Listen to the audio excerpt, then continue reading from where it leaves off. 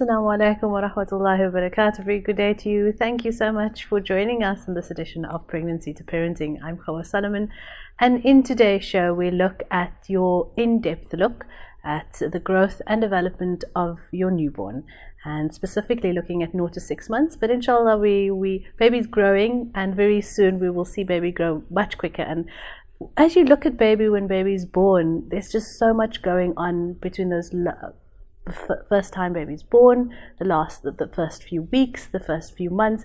Exciting stuff. So that's what we're gonna get into today in depth. And we have physiotherapist in studio with us, Lisa Sutton, and she does have some special interest in pediatric and early intervention when it comes to little babies having some issues.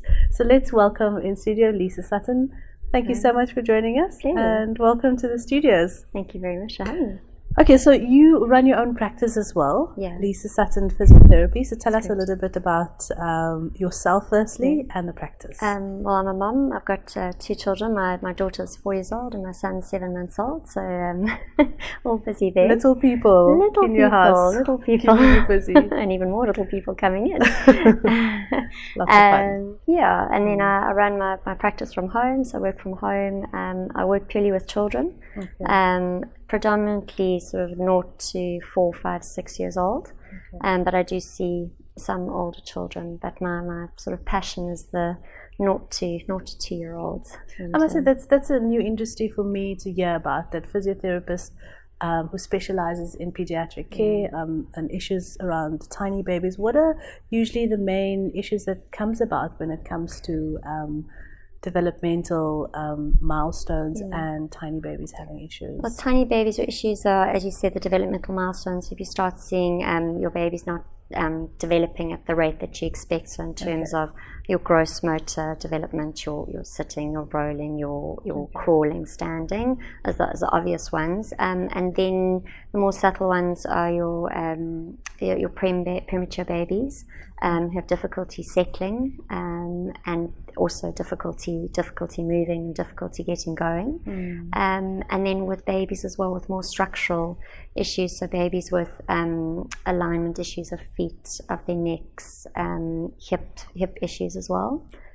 So yeah, sure, quite a wide busy physically, mentally and socially, I'm sure. Yeah. Okay, so let's run through some of those stages newborns go through at the very early stages. Break them down, or can they also be broken down physically, neurologically, and even socially? Okay. Are there other milestones to look at, because a lot of us just see them physically change? Yeah, so your newborn, if you're looking at a newborn born at term, so roughly sort of the term definition is from 38 weeks gestation onwards, so between 38 weeks and 42 weeks, that would be your term baby.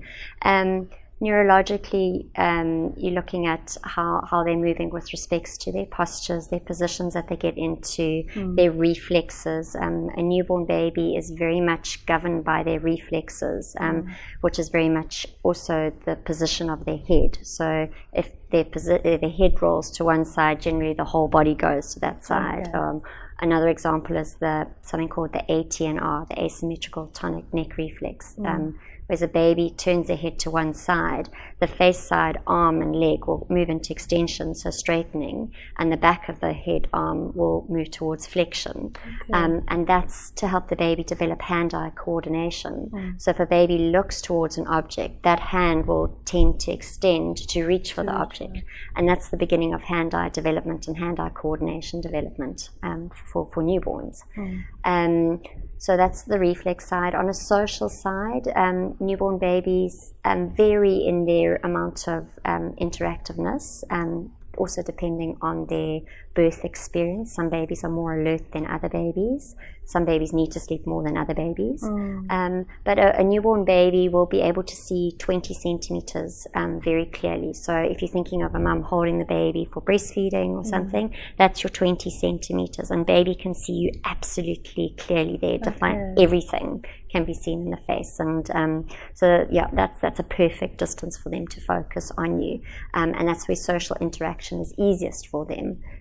because they really can focus in on mum or dad or granny or grandpa there. So a lot is happening, because if you look at it, yes, physically, baby's reaching out, they're wanting something that they see, but they are more than just the physical development that's being enhanced or being used. It's both visionary. So are there maybe other aspects of within the development stages that we don't see or we notice or we even talk about, like their vision and the hearing? Yeah, I mean, the vision and hearing, certainly a baby is born with, they can hear everything, they can see everything, they can see in color, they can see in black and white. Often you hear that, oh, a baby can't see in color yet. It's just how they focus more easily. So they see more contrasting colors more easily. So that's why you recommended to play with the baby with black and white shapes or black and white toys, because they can define that sharp contrast in colors more easily. So they're born with all their hearing, sight, vision, everything. Something that you don't fully appreciate perhaps is the sensory world that they're having to deal with. So they're having to deal with all the inputs of vision, hearing, touch, taste. Their little bodies are trying to sort of coordinate all of that, and we call it modulation. So they're trying to cope with changes of an environment, temperature, light, all of that. Where if they've been in the womb, it's a lovely cozy environment where the sound was dampened, it was warm, they were nice and buoyant in the amniotic fluid, they didn't have to deal with gravity.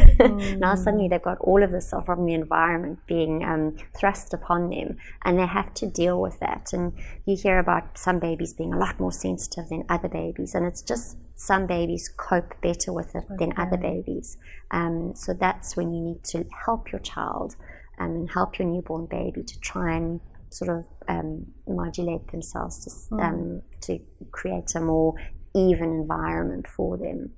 Is it then important, and this comes up for me now, the hearing issue, is it then important when it comes to newborns and when they are born to have a hearing test done? Yeah, I mean, I think every newborn should have a hearing test, because they rely very much on hearing the familiarity of mum and dad or everyone around them's voice.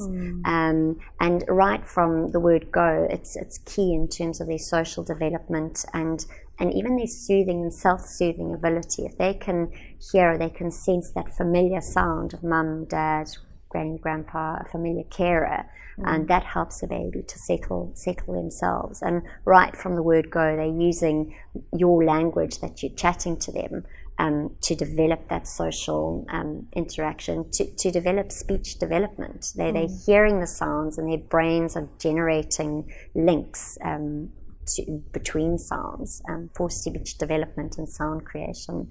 Kind of at the 6-7 month age. It's amazing how the little one grows, because if you look at your toddler, for instance, 2 to 3 years, there's a lot going on maybe inside of their head, but not that rapid growth of everything during the first few weeks and first few months. A newborn baby is born with the most number of brain cells that you'll ever have. As a person, I read that fact. Yeah, so you're born with the most amount of brain cells, and then from there, you your brain prunes itself. So the pathways that are being frequently used and reinforced will remain, and those pathways that aren't being used are pruned off or die off, and that's a normal process. And also at birth, the nerves in the brain and in the nervous system are unmyelinated, so it's just a nerve structure. It doesn't have the fatty layer over it, and that myelination process makes nerve responses go quicker. So from birth, the brain, the central nervous system starts being myelinated, so that the nerve messages can become faster and faster and faster. So all of that is happening while the baby's experiencing this new environment.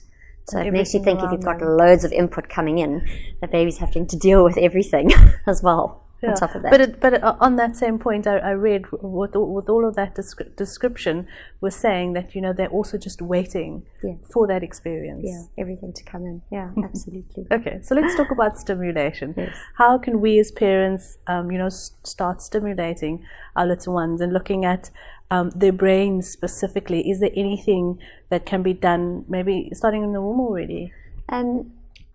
I think we must be careful not to overstimulate as well. And just because they've got so much going on in their body. The womb is a protective environment. So the stimulation that they need is, I think, more from you. So more in terms of keeping yourself calm and less stressed if possible, so that they can grow in a protective environment. And I think that's the best thing you can do from your baby from that point of view. They have done studies that babies, if you watch the same television show every day regularly, and then once the baby was born, you put on that same television show, the baby instantly calmed and listened to that sound of that television show starting. So they recognize that, So from that point of view, I think if you kind of singing to your baby or talking to your baby, they're recognizing your voice. I mean, the mom's voice especially, because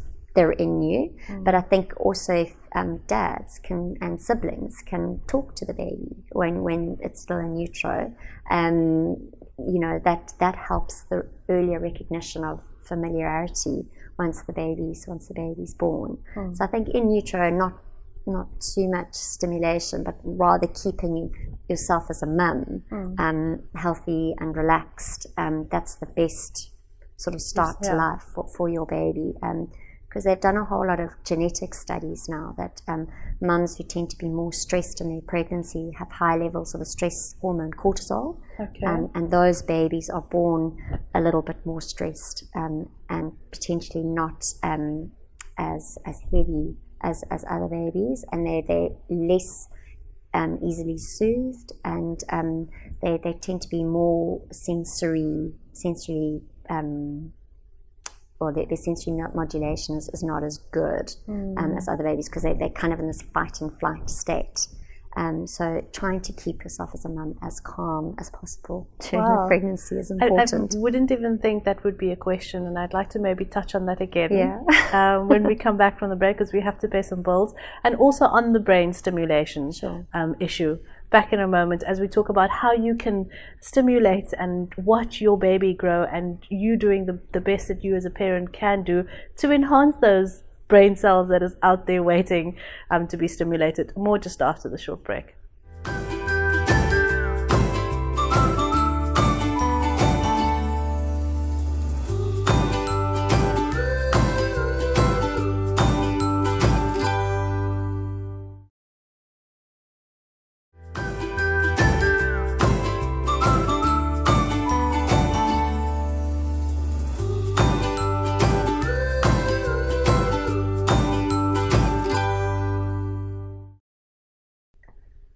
Assalamu alaikum, welcome back. This is Pregnancy to Parenting. Please do like our Facebook page called Pregnancy to Parenting. Post your comments, questions and queries, and your information and your comment might just be part of our next production. We love how you add it, so you definitely add to the production of the show.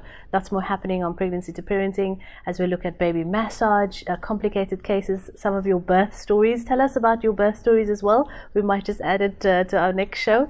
And looking forward to education, parenting in our 4th season as well. And as baby matures, we're going to see a brand new background.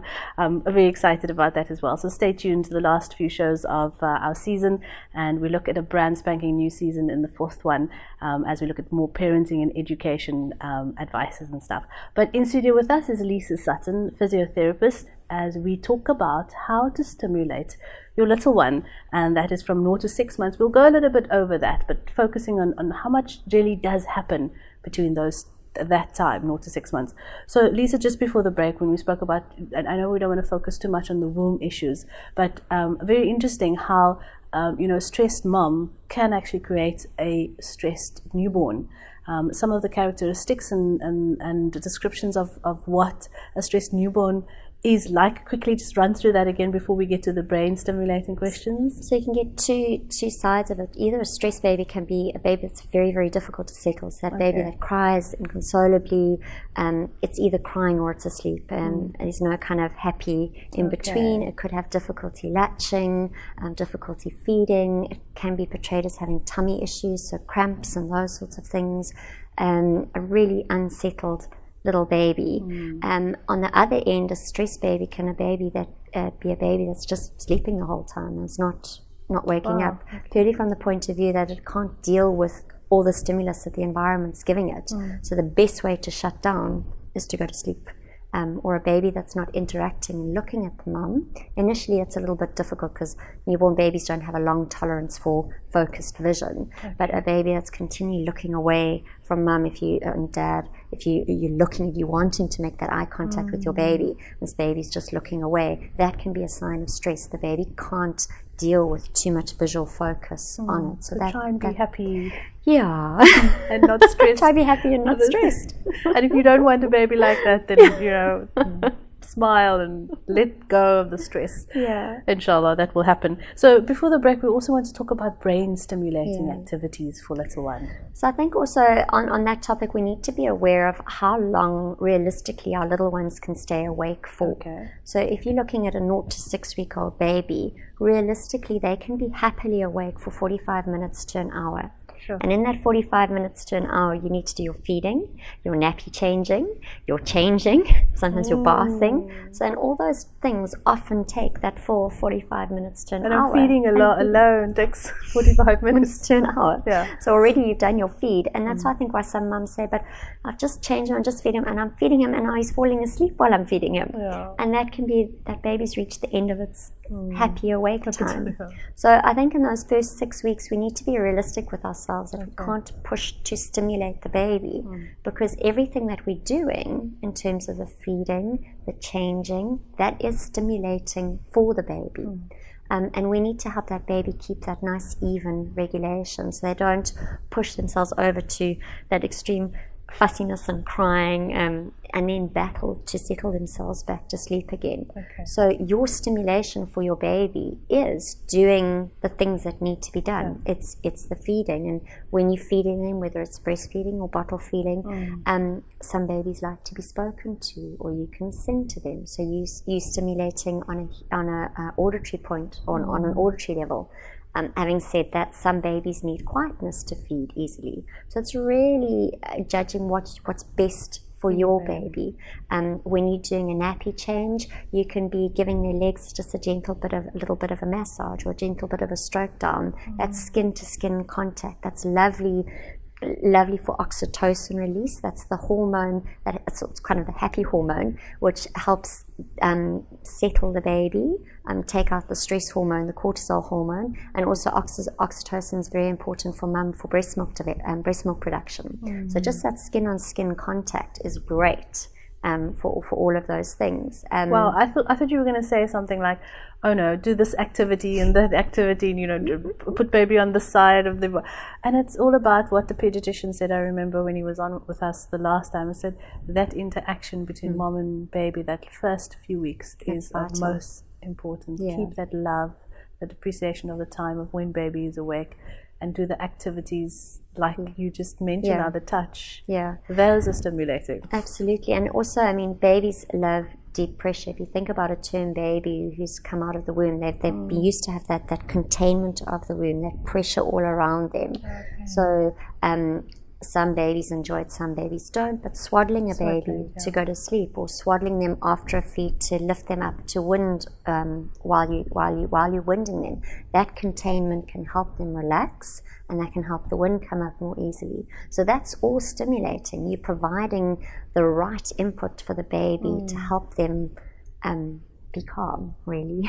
Okay, so then after the 6 weeks. So after the 6 weeks, from 6 weeks to 3 months, baby then starts being awake sort of for an hour to an hour and a half. So you get a little bit more time. Still, baby's favorite toy is you. It's your face. So changing a nappy, you can facial expressions, you can do gentle visual following, so you can be above them and you can go from one side to the other side. You're stimulating visual tracking there. While you're doing it, you're talking to them, they're getting to know your voice, they're getting to know language. While you're doing that, you can be touching them, or you can just be giving them a gentle massage, and be saying, well, that's your leg and that's your toes. You're linking language with touch, so they're getting an idea of body development, body schema. They're getting to know, actually, those toes do belong to me. That's part of me. So you're promoting learning in that way. Another way is your visual stimulation with maybe over the changing table. You can put contrast images, so a little mobile with black and white images of it. So the black and white, the contrast is easiest for baby to see. So visually they can be looking at that. Bearing in mind a baby at kind of 3 months of age is able to hold their head in their midline. Before that, they tend to hold their head to the side, and they can't bring their head actively to the midline or hold their head in the midline. So you may want to put your little mobiles to the side of the baby. So one nappy change, put it to the right. The next nappy change, put it to the left. So that you're stimulating both sides for the baby, and it's not always stuck to one side, because you don't want your baby to always turn their head to one side. Yeah. And then from 3 months of age, then you can start putting the mobiles above them, because you want them to learn to hold their heads in the midline. And then is that from 3 months? About from 3 months of age, yeah. And I always say, from a stimulation point of view, try to keep your stimulating things in the bedroom on the changing mat, because that's where you want them to be a little bit distracted while you're doing the nappy changes. Try not to have your mobiles over the cot. Keep your cot your sleep zone. So your cot is non-stimulating, natural colors, neutral colors. That's where they learn, that's where sleep happens. And I don't want to be stimulated by sleep. And that's a little bit more stimulating. That's a lot bit more stimulating. So do not do that to create a stimulating baby nursery. Too much black and white. Too much black and white. Your baby's not going to visually know where to go. Yeah. And a lot of us get excited about that, you know, getting the nursery ready and all those lovely colors. Absolutely. But it was amazing. I was advised, you know what, the baby doesn't need it. Yeah. I'd rather have 2 or 3 visually attractive things for a baby to look at than a whole mass, because the baby gets lost in too much visual stimulation. A baby can only focus on one thing or 2 things. It's called figure ground. If you've got too much busyness, visual stuff around you, a baby can't focus on one thing. So parents get very excited about buy these play gyms, and they put all the toys on the play gym. They can come in and they're like 10, 20 toys stuck on this play gym. And the baby's lying there like this and actually can't visually focus on one toy. So they can't work on grasping towards the one toy, because they can't figure out where it begins or where it ends. So rather hang one toy in the middle, one toy on that side, one toy on the other side, and then they can work towards grasping for that one thing. But initially at that 3-month level, baby's really just interested in hands to mouth, but visually they're looking and they're starting to learn to reach out. At 4 months of age, they'll start batting for it, and then about 4 to 5 months, then they start being able to actually hold on to it, grasp it, and then bring it towards the mouth. So it's a whole developmental stage. So initially I'm looking and then kind of batting in the area of it, and then I'm actually going to grab it, and reach for it. So let's talk about good strengthening positions for baby with regards to that and the baby's development. I mean, do you now move the mobile a little bit further or closer? What are the sort of positionings that you would suggest during that time as well? For babies, variety is really important. So they need to learn all aspects of their body. So if you're lying on the back, you're getting weight through the back of the head. If you're lying on the tummy, you're getting weight through the tummy, weight through the arms. Lying on either side, you're developing weight through the sides. And what that weight bearing is doing is it's creating a picture for the baby in the brain, and that's mapping the baby's body for the baby, which is very important for spatial awareness. And there's the picture that you've mentioned earlier on, the tonic neck. So that's the asymmetrical tonic neck reflex, the top left-hand corner, and that's that fencing position. So that would be at a baby at about 2 months of age. At 3 months of age, roughly, that reflex starts to be integrated into the body, and then the baby comes more into the midline. I should just qualify that if that asymmetrical tonic neck reflex, it isn't obligatory. So a baby can turn their head to the side and you won't necessarily see that reflex. If it is obligatory the whole time, that tends to be a bit of a neurological But it will happen. It will happen, but it doesn't have to happen all the time. So we hear a lot of tummy time as well, and we want to talk about that after the short break. So stay with us. Time really flies when we're having fun, literally. So we talk more on strengthening positions as physiotherapist Lisa Sutton, based out here in the southern suburbs here in Cape Town, talk to us about our baby's development and enhancing their abilities from that 0 to 6 months, very early stage. Back in a moment.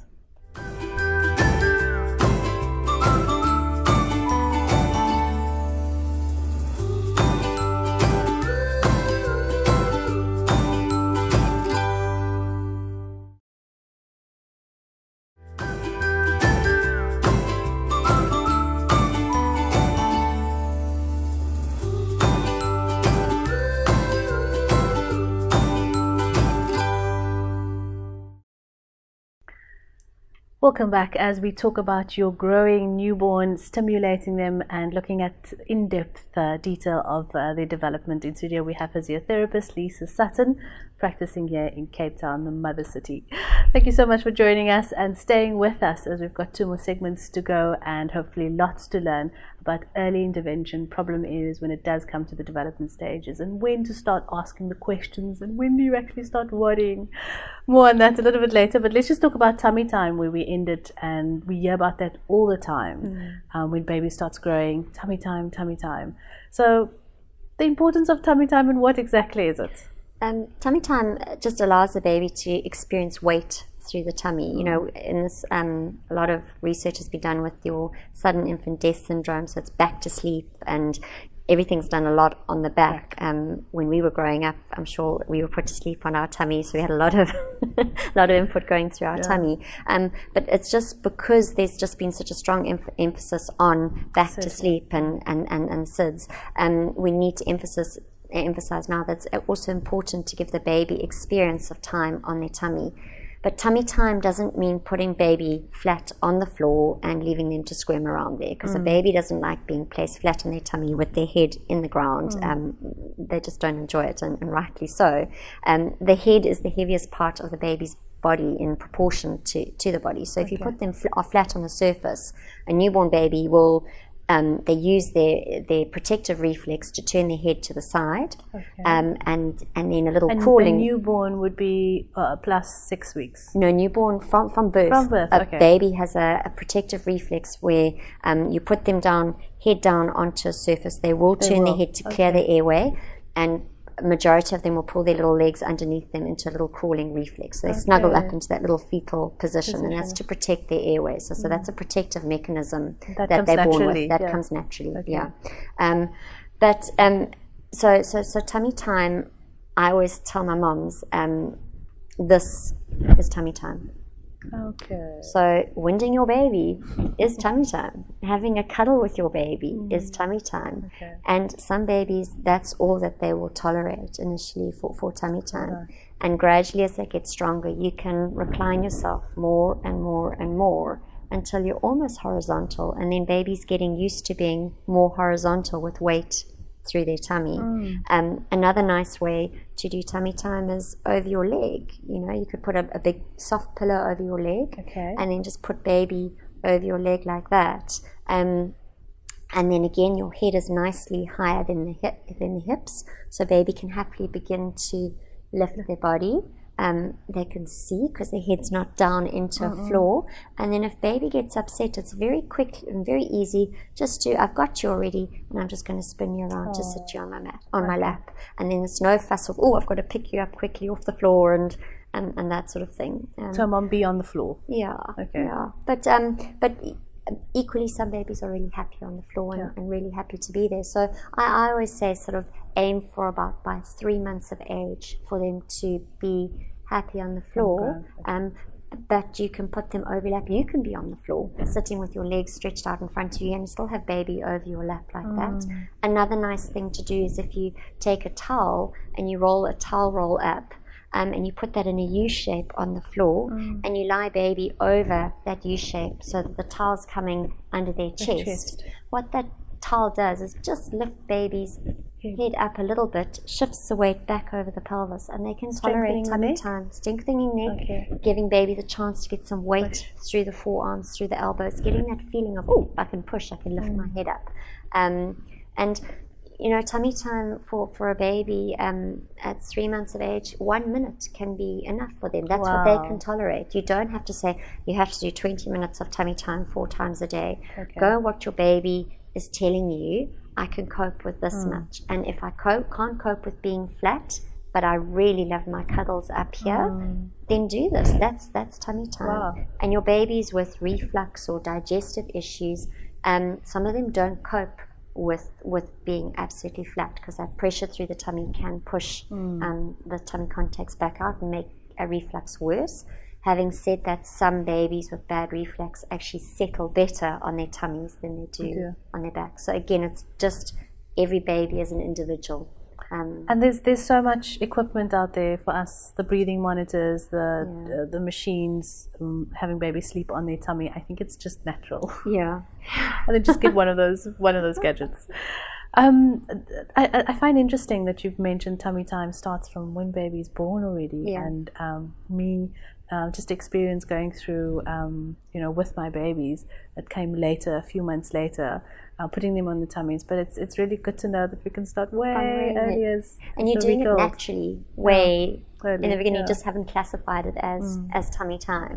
But so I think we get quite hit up with, I have to have my baby flat on the floor, but your baby doesn't have to be flat on the floor for tummy time. It's just experiencing weight through the tummy, and that tummy time is important later for crawling, and at a much later age, sort of 6-7 years of age, for development of handwriting, drawing, those sorts of things, because what it does is it works your shoulder girdle stability. So if I'm getting the weight through my arms, through my hands, I'm developing the joint awareness of the shoulder, of the elbows, of the wrists, which gives me stability across my shoulders. And if I'm strong here, then I can write more easily there. So that's kind of where it links into much further down the line. Through experience, have you found that all of these tummy time, cuddles and being with baby, of course, tolerating while baby is awake, and we've done a sleeping show, so should discipline parents of when to know to put baby down. But have you found that doing all of these activities could possibly spoil baby at this stage? Because that question does come up. You're spoiling baby. Put the baby down. I think there are a lot of different views. Me personally, I don't think you can spoil a baby. Babies don't have hidden agendas. Good. They want their love, and if love means contact, and a baby needs that contact to settle itself. Ultimately, you want to keep baby happy, you want to keep baby settled, because a happy baby grows, eats well, sleeps well. So personally, I don't think you can spoil a baby. Maybe I'm the wrong person to ask. Okay, lovely mom answering the question. So talk to us about the milestones, the bigger milestones from 0 to 1 year. What should we, and a concise maybe explanation of what we should maybe look at between those 0 to 12 months. I'll give you kind of rough averages, but just bearing in mind that normal is massive. It's really, really big. Just to give you an example, that the average for walking is sort of 11 to 12 months of age, but a baby can walk from anything from 9 months to 18 months. Very true, so that's really is huge. Your first 3 months of age is all about coming back to the midline. So 0 to 3 months of age, babies exploring their environment and going into extension for a term baby. At 3 months of age, they start coming back to the midline. So 3 months of age, you kind of want to look for head in the midline, hands together on average, for your term babies. At about 4 months of age, lying on the back, baby will find their knees with their hands, so hands to knees. And then at about that stage, you get the symmetrical roll. So babies with their hands playing on their knees, they'll accidentally fall over to their side and roll onto their side from the back. So accidental roll. 5 months of age, babies start reaching for their feet. So hands to feet, feet to mouth. And then they do the roll onto their back. I think that's the only time we've ever done that. Feet to mouth. Roughly between 4 and 6 months of age, then you get the roll from back to tummy, tummy to back. Often the roll tummy to back is a bit of an accidental, again, a push. Baby turns their head too far to one side, and the head on body righting reaction makes the body flip over back onto the back. Roughly independent sitting at about 6 months of age.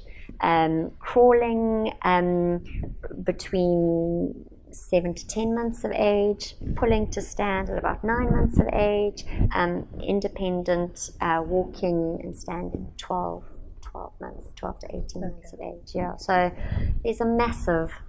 And I know parents get so excited when they get when the baby's not even a year old, and he or she started walking. My baby's walking.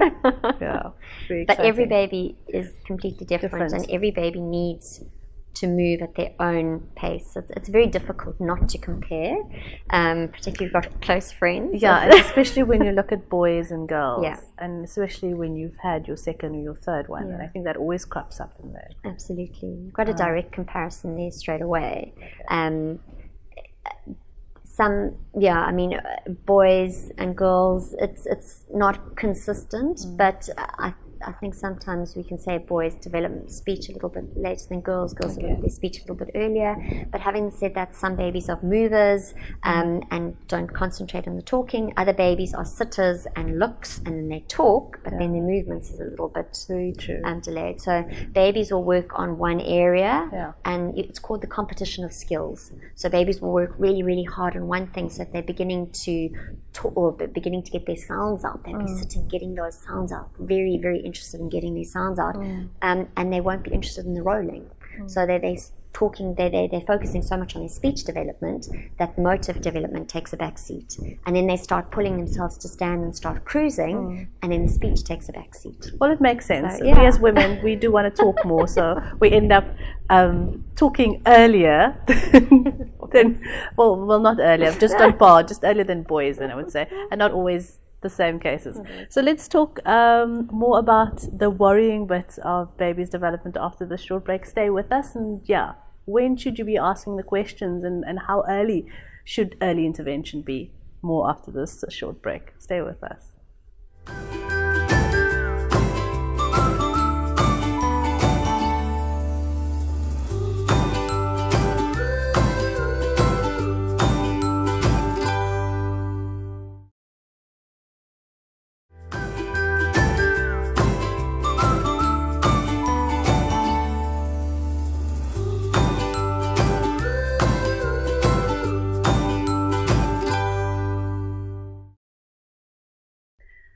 Assalamu alaikum, a very good day. Welcome back. Our last segment of how you need to know more about your developing baby, how you can enhance that, and when to ask the questions, when to start asking the questions. The last segment of the show, so we don't want to babble too much. We want to get into, early intervention, what to do. So let's kick off with a question of when should moms and dads be worried about developmental stages within the little one? I think be guided by your gut instinct. Mom and dad always know best. So if you are at all concerned about anything, a trip to the pediatrician or GP or your clinic sister, and ask the question. And if they also feel your concern, then that they'll validate that. Or if they don't view your concern, there's nothing stopping you contacting an occupational therapist or a physiotherapist or speech and language therapist, whatever's most appropriate, yourself, and just having a chat with them over the phone and saying, these are my concerns. Do I need to come in for an assessment, or should I wait a little bit? Really follow your gut instincts, but also then be guided by the general milestones that you find in the literature. And if your baby's way off that, then I'm glad you gave a broad perspective earlier on when it came to physical, because that's usually the first things we see. We don't notice like, oh, baby is only looking that way, or reaching out, or listening with the one side. So physical is usually the first steps. Do we miss the other stuff? As you say, I think the physical stuff's more obvious. Yes. And the subtleties of the vision, of the hearing, of the speech, that comes in later, kind of potentially after a year, when you're suddenly, oh, hang on, that's not quite sitting well. But I think as parents, we all, there you do have your little concerns. I think me personally, with my little boy at 4 months of age, I was concerned that he wasn't hearing something. He wasn't hearing well, and I went to the GP, and she said, oh no, he's got such a lot of fluid on his ears, no wonder. So something simple as that, and then you say, well, what do we need to do, and take it from there. Does he need a hearing check or not? But I think the more you can be in tune with your baby and looking at their behavior and how they respond to you, you, the more you're going to pick up on subtleties. So it's getting to know your baby, really. So some of the red flags on early intervention, and what would be the problems that baby would have? You've mentioned earlier on about the flat head. I'm just reading about it on your website as well. I didn't realize those were even issues. So 90% of babies have a preferential head turn towards the right-hand side when they're born. And that can be from positioning in the uterus. It just can be the way babies are. But some babies actually get stuck to that one side, and then they don't actively turn their head to the other side. Babies' heads are very soft and malleable when they're born, and their bones continue to move up until 2 years of age. Wow. Now, if a baby's continually turning their head to one side, what they can do is get a flattening on that area of skull, which reinforces the continual turn to the other side, and then that reinforces tightening of the neck muscles on that side. So you get a tightening of the neck muscles, you get a flattening of the head, which makes it even more difficult then for baby to turn the head to the other side. So just being aware of how your baby's moving and the importance of variety of positioning. So allowing them to lie on one side, and then maybe at the next sleep pop them on the other side, or pop them on their back. During playtime, giving them a variety of positions to play in, and being aware that if your baby's at the rolling stage, is my baby rolling to both sides, or is my baby only rolling over the one side? Those sort of things. You're looking there, your muscle tone hypertonia. So babies with a very big head lag at about 3-4 months of age, that would be a concern. The baby actually can't hold the head upright when you're pulling them into a sitting position. I wouldn't practice that regularly with a baby. It's not a great way to pick your baby up. It's not a real baby. You can see it's a picture. So the hypertonia.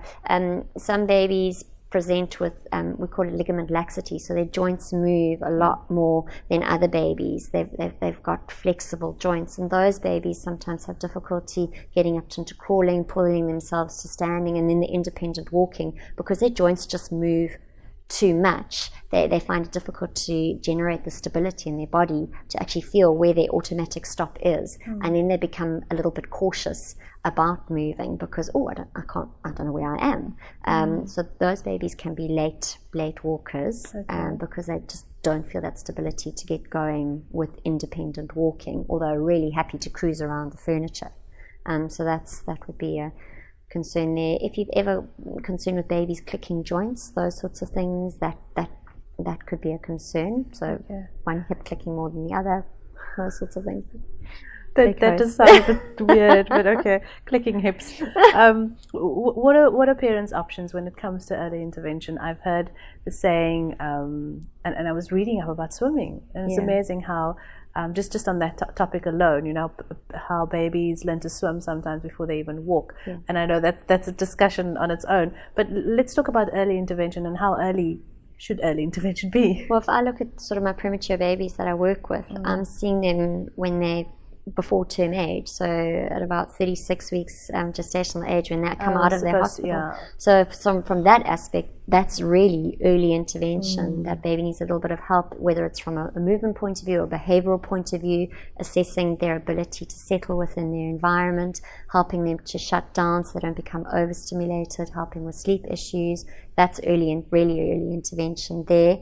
As soon as a parent feels there's an issue, the sooner you get it, the easier it is to help. Babies with the preferential head turn to one side, if you're picking it up at 3 weeks of age, let's get in there, let's get started with it. Don't wait until kind of 3 months of age where you've already developed a slight flattening of the head, and then you've got the mechanical issues of the head as well as the muscle issues to deal with. So really, as soon as you feel that there's an issue, do it, yeah. Okay. Don't wait. And swimming is great because it mimics the womb environment. So the buoyancy of the amniotic fluid, you've got the buoyancy in the water. So you're taking out gravity. So those little babies with low motor tone, difficulty generating enough energy to move, water is great for them because they move with a lot more ease in the water than they do on land. Absolutely. And just generally speaking, when kids are not having any developmental issues, I know you've mentioned now swimming being one of it, what are the other sort of interventions you can exercise on a regular basis that maybe won't cost an arm and a leg, because you have all these expensive toys out there. Yeah, and I've heard simple things like just filling a bottle with water. Yeah, or filling a bottle with different, like one bottle with popcorn kernels, another bottle with rice, different levels. They make different sounds. You've got a shaker there, so you're stimulating on the auditory side, you're stimulating on weight, how a baby feels. One thing's heavier than the other, one makes a different sound than the other, different shakers. Taking a baby to the park, sitting on the swing with your baby, moving backwards and forwards. That's vestibular stimulation, so getting the balance system going.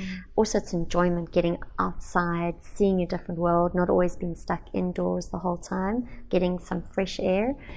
Taking your baby on a walk, and when you go past a colourful flower, pick it, or just take a pram up to the flower, or if the baby's in the sling, take your baby up and show the baby the flower. Let the baby touch the bark of a tree. That feels rough. It's different sensory input.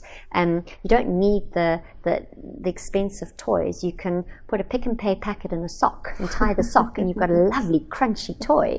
That's phenomenal. The baby's not going to choke on the packet if you tie a knot in it, but you've created a wonderful toy for the baby. A lot of plastic toys have the same feel to them, and they're all hard to the touch. So get creative. Your baby wants to feel different things. You could make a blanket out of different scraps of material and put your baby sitting on it, and then as they reach forward, they're touching the different textures of the material. So it doesn't need to be about going out and buying expensive things. Use your environment.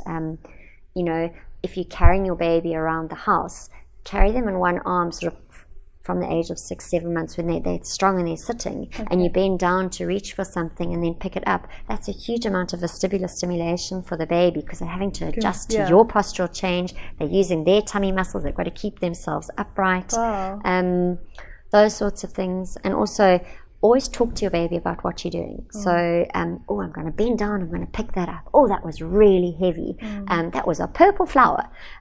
You're putting into words what your baby is seeing, and that's language development, and that's stimulation for them. So, yeah. So we've seen some on the flip side of maybe looking at babies' weight, excessive weight gain or loss. Does it interrupt development milestones? I think a heavier baby could find it more difficult to move, potentially, because there's a lot more weight that they're having to pull around. Particularly a baby with lower motor tone and maybe a bit of joint hypermobility, that's going to have a lot of difficulty moving. Those are newborns. Yeah. A tiny baby who's difficulty putting on weight potentially doesn't have the energy to move. So you've got to weigh it up. How much do I want to stimulate the baby who's not putting on enough weight? Whereas weight gain then becomes your key focus rather than overstimulating with the movement. So it's energy and expenditure. We literally have 30 seconds to wrap up. It went so quickly. Let's talk about the environment and siblings and you know, getting everything in all encompassing and initiating good age when it comes to baby's development. I know, 30 seconds, daunting. I think initially creating a neutral environment for your baby so they can learn to settle themselves within the environment and try to regulate the environment for them. As they get older, then they're able to cope with more input. Trying not to have the love of a sibling be that smothering love that they love to give their babies, but a healthy relationship between baby and older siblings is phenomenal. And I look at the way my son absolutely dotes on my daughter, and she can walk into the room and his little face just lights up, and what I think sometimes is too much stimulation for him, he just loves. So be guided by what your baby is telling you. That's the biggest advice that I can give, and if they're having fun and enjoying it, then it's perfect and it's absolutely great for them. Not better said than from a loving mother and physiotherapist who specializes in pediatrics and early intervention. Lisa Sutton, thank you so much for your time. We really appreciate it. All the best, and we will definitely chat to you soon. Thank you, that's great. Hope to see you in our next show. We're going to be tackling baby massage. Very excited about that. So stay with us in our next edition of Pregnancy to Parenting with more of your questions answered as well. So please do add them to our Facebook page, and we will definitely include it in our production. From myself, Hawa Solomon, enjoy the rest of your day, and goodbye for now.